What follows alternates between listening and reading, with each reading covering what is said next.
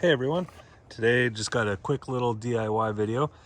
Gonna be installing these 9145 fog lights into my 2014 F-150. You can do the 9140s. I'm going with the 9145. The difference is the 40 is a 40 watt and the 45 is a 45 watt.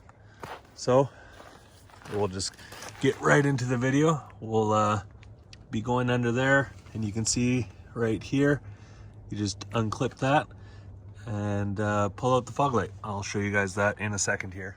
All right, so I just turned it out, make it a little easier to pop the bulb in and out. So you can see we just unclip it right there and then slide the new one in. Do not touch the bulb, and I'll show you the new bulb once it's in. All right, got them in. They're looking nice. I think those will be pretty sweet. I'll test them out soon in the nighttime. Gonna be going through the Canadian Rockies here on a little trip, so I'll let you guys know how they turn out from that. And thank you so much for tuning in. If you found the video helpful, please leave a thumbs up and consider subscribing if you aren't already. I hope every one of you have a great day.